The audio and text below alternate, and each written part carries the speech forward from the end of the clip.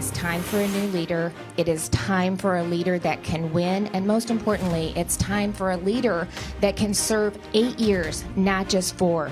With Trump, it's all about if you kiss the ring. I mean, he's attacked Governor Reynolds just because she's endorsed me, attacking Chip just because he's supporting me.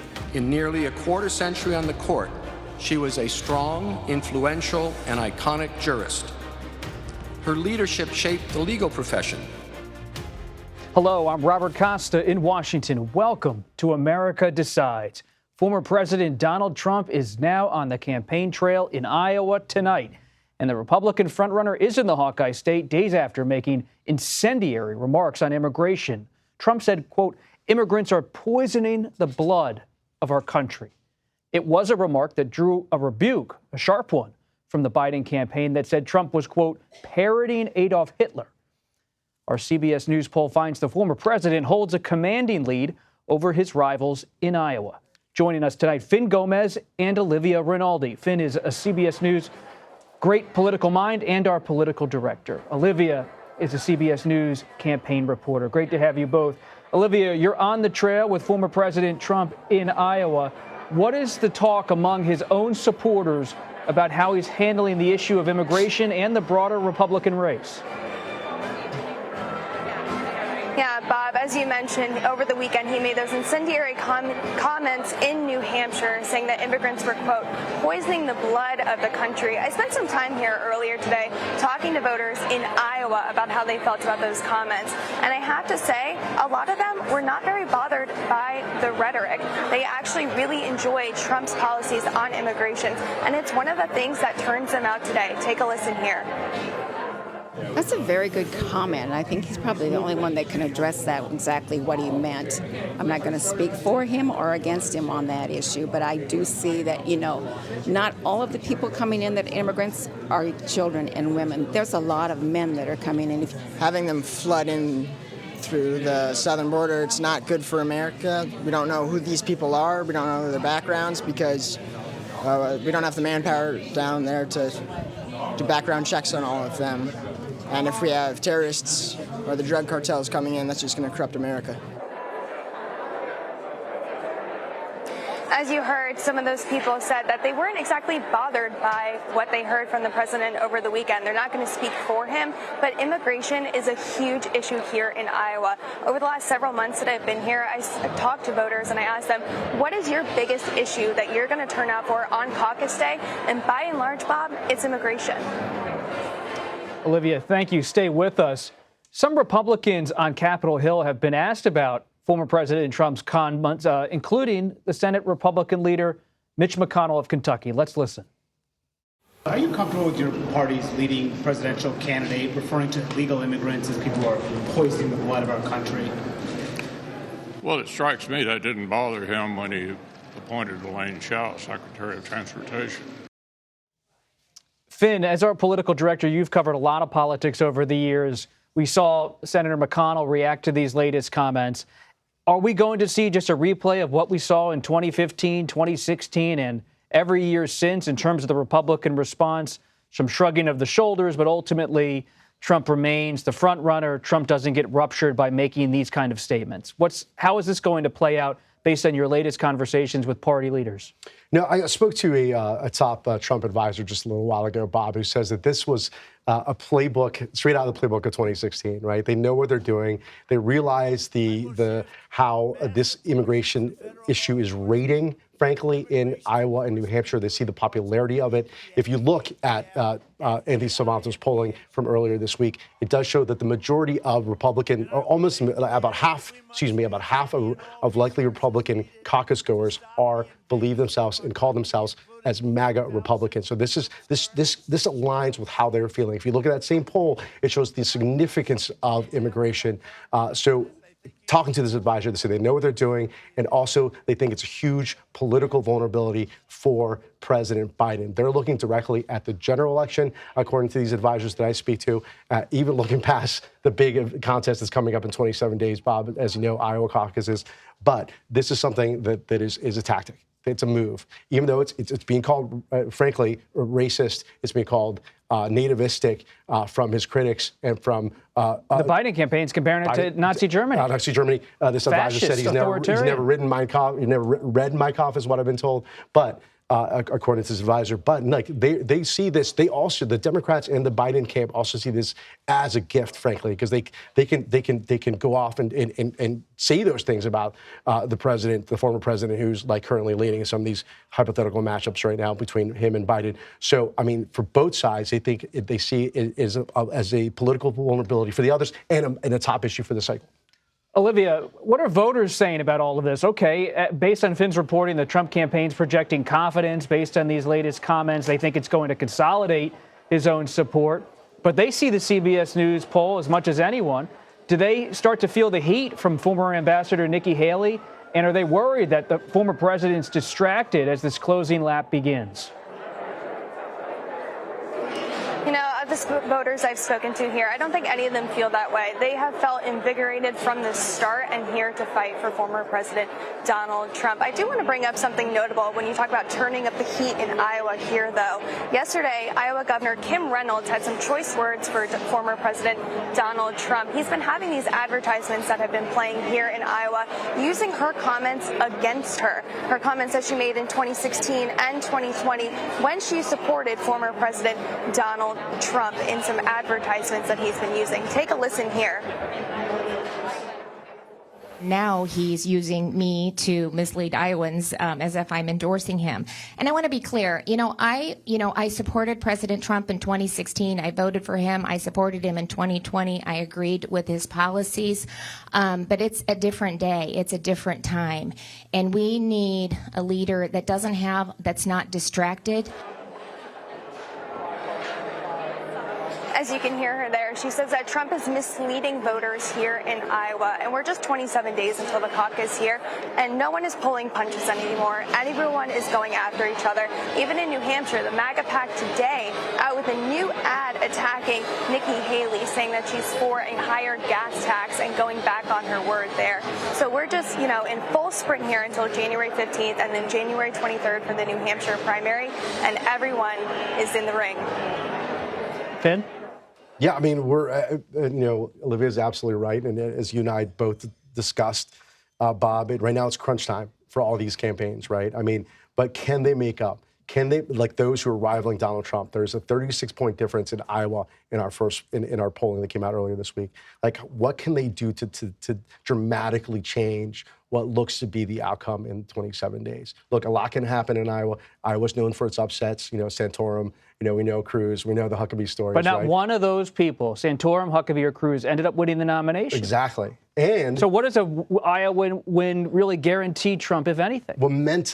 Momentum going into New Hampshire, and where we have seen that the only true momentum that we've seen in that state, according to our poll, has come from Nikki Haley, who's only about 15 points down.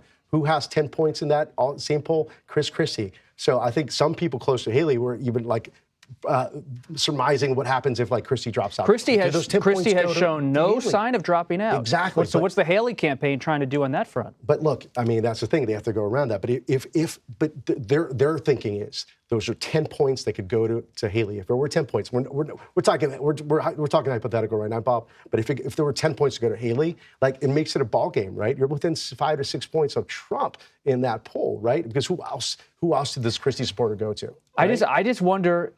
Christie has shown no signs, Olivia, of getting out. What about DeSantis? If he doesn't do well in Iowa, and we'll cover more of Governor DeSantis later in this show, but if he doesn't get out, if he doesn't do well in Iowa, what does that mean for the Trump campaign? Are they going to try to embrace him, or are the relationship right now is pretty tough between the Trump side and the DeSantis side? I mean, it's tough to see a path forward for DeSantis in the race if he loses Iowa, as you mentioned. But for the Trump campaign, it's within Trump's wheelhouse to bring someone like DeSantis in, as you had mentioned before, someone like Ben Carson, who he had a difficult relationship with in the 2016 primary, or 2015 primary rather, ended up bringing him into his administration. So it's not without, merit that Trump could do that with DeSantis. Nikki Haley, on the other hand, though, we'll have to see how that relationship unfolds in the coming weeks as the race seems to be heating up between the two of them rather than Trump and DeSantis DeSantis as it has been for the last 7 months or so in the primary. And just, Olivia, very quickly, what are the relationship, how do Trump voters talk about Nikki Haley on the ground? You know, one of the voters I spoke with earlier today said, what do you think about Nikki Haley? And she said, you know what? I don't really like her. They're not really keen, after Trump has been attacking her, to really embrace her back into the fold. But as you know, his supporters are very loyal here. And if he chooses her for a vice president or something in his cabinet per se, I could see his supporters ending up taking her back in. Quick final thought, Finn. Very quickly, I spoke to a Trump advisor yesterday, specifically on DeSantis, predicting what happens to DeSantis. According to this person, they believe that DeSantis will lose pretty largely in Iowa, right? No surprise there what they think, of course, but they do think that he could possibly come around and endorse Trump, because where else does he have to go? He might stay neutral. He may stay, just hold out to 2028? I mean, that's the thing. That's what I'm asking. There's bad blood everywhere in this campaign. There's really bad blood between these two. But you're right, everything's fair in love and My motto, politics. assume nothing. It's going to be a long few weeks. Finn Gomez, Olivia Rinaldi, appreciate your reporting and your insight. Meanwhile, former President Trump did spend much of this year embroiled in legal trouble. The latest on his cases coming up next. You're streaming America Decides.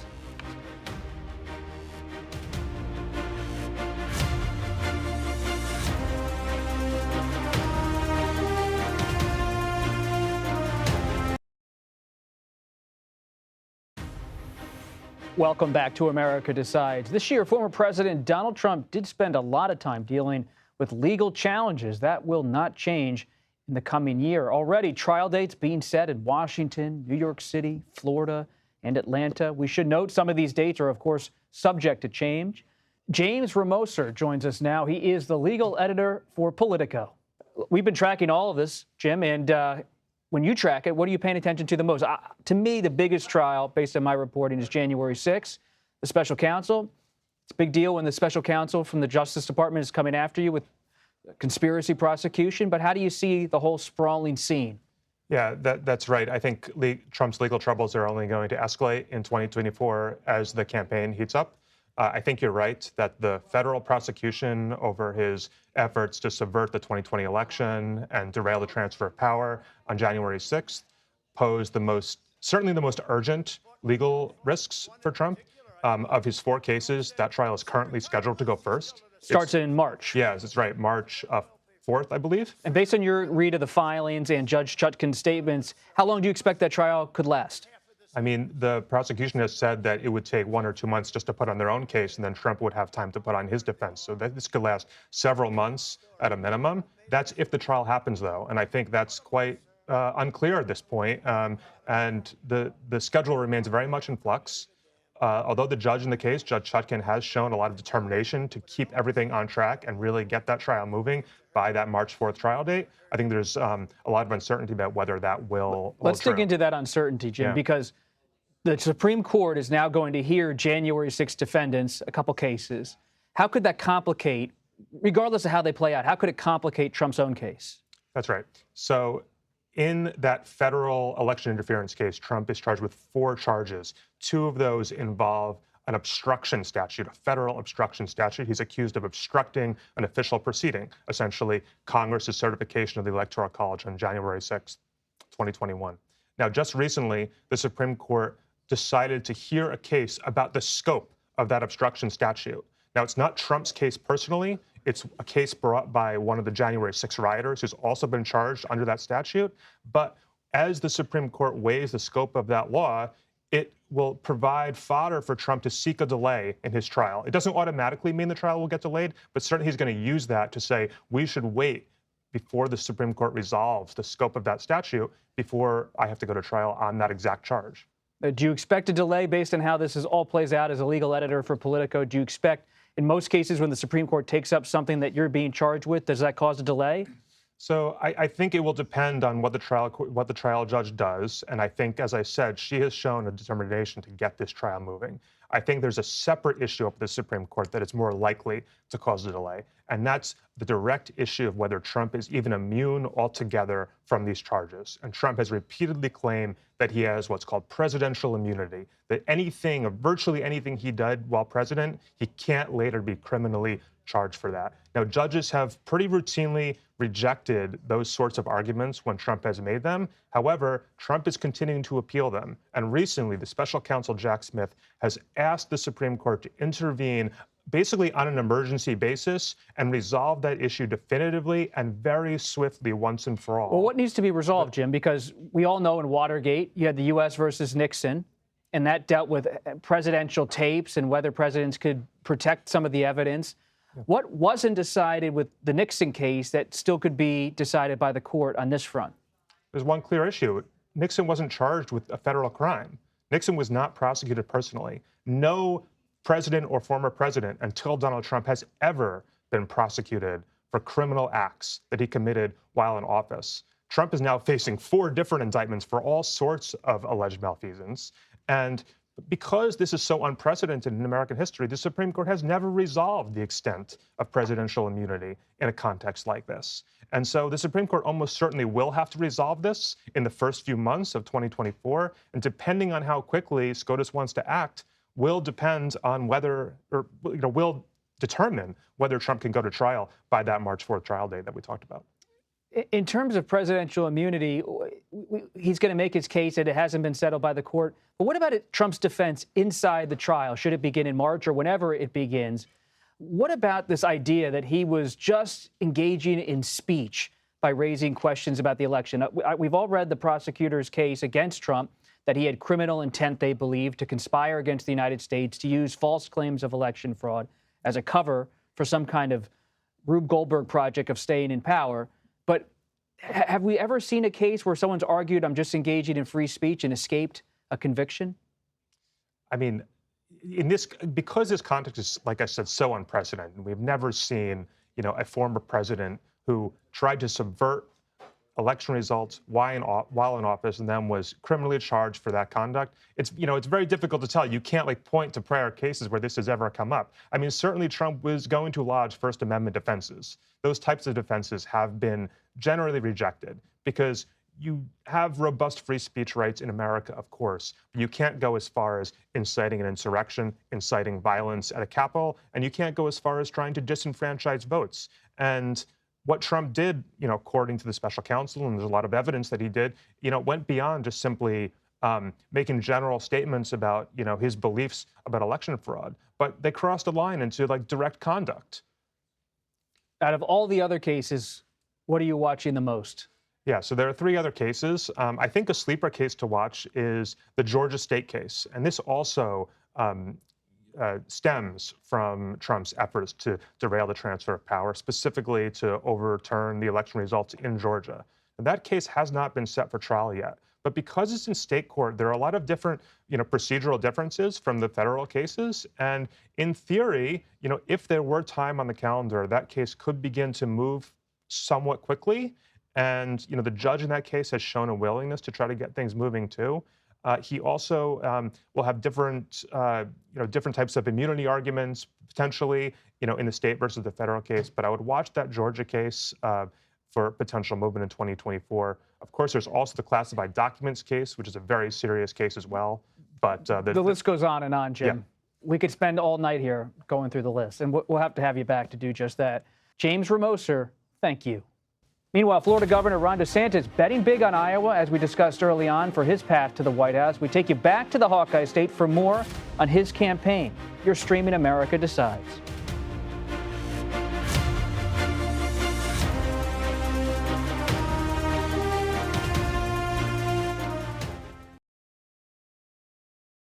With Trump, it's all about if you kiss the ring. I mean, he's attacked Governor Reynolds just because she's endorsed me, attacking Chip just because he's supporting me, even though these are both people that have done really, really good work.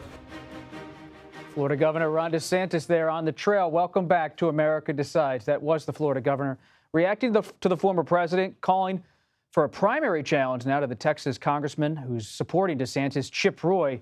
Joining us now is CBS News campaign reporter Torian Small. He's been following the DeSantis campaign everywhere. Torian, thanks for being with us. It's cold outside where you are. We appreciate you not asking for that inside hit. You're braving it outside in the great outdoors. We did see Governor DeSantis indoors there. What's the latest on his campaign and your reporting? Yeah, we're seeing, especially as we approach that, 20-something day mark to the Iowa caucuses, the strategy here from the DeSantis campaign is to ramp up attacks against his primary opponents, especially Nikki Haley. She's been enjoying a surge in polling recently, so he's ramped up some of those really critical attacks about not just her record, but her validity as a conservative, a true conservative candidate in this race. He launched a microsite launching some of those attacks at her. The Haley campaign has pushed back, pretty much dismissing that, saying that the only reason why he's becoming so aggressive is because he's fearful of the inroads that she's making in this race. But he's also turning his attention to Donald Trump. Chris Christie, during the last debate, called out DeSantis for not being really forceful in his criticism of the former president. And we've seen him, especially in these more candid settings where he's having a Q&A with the audience, really go off the cuff and say some really fiery rhetoric around Donald Trump. This was an exchange I want to play for you. When he talked about Trump's viability, he was asked about what he would do with the Supreme Court, and he talked about how Donald Trump in 2016 wouldn't have won the nomination if it wasn't for a Supreme Court vacancy. Take a listen. When I was campaigning in 2016 for Trump, there were a lot of conservatives that were not hot on voting for him because he had a very liberal past. I mean, he had been for gun control, partial birth abortion, all these things. And the thing that I used to get them to come out was the court. I was like, he has a list. He's going to promise to pick off the list and do. And so that was, I don't think, we probably wouldn't have won 2016. I think that was one of the huge motivators. So those tough comments comes as he's still trailing quite a bit behind Donald Trump in the polls. After his event, we got to talk to DeSantis about, the fact that he's still far behind Donald Trump. And he brushed off the idea that Donald Trump is really in the lead. He said that he doesn't believe that he'll lose. And he's looking forward to an upset come January 15th. Right now, though, polling doesn't suggest that might happen. And Torian, just quickly here to close us up tonight, we've heard so much from the Trump side of things, from the Trump reporters about his path ahead in Iowa, about how he's feeling confident. But what about Florida Governor DeSantis? He's put all of his chips in Iowa, at least for the early stage of this race. What is his path ahead in Iowa, and what are they telling you behind the scenes?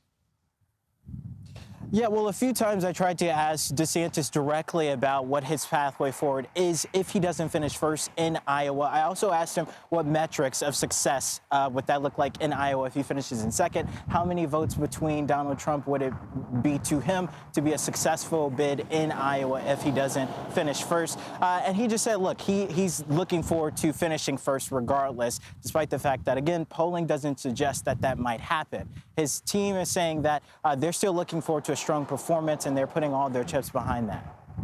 Torian Small on the road for CBS. Thank you, sir. We appreciate it.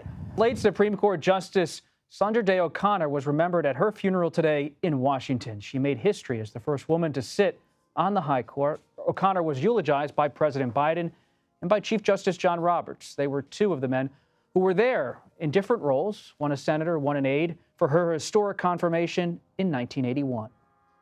Sandra Day O'Connor, the daughter of the American West, was a pioneer in her own right, breaking down the barriers in legal and political worlds. In nearly a quarter century on the court, she was a strong, influential, and iconic jurist. Her leadership shaped the legal profession, making it obvious that judges are both women and men.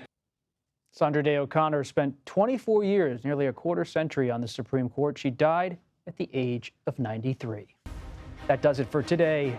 You're streaming CBS News.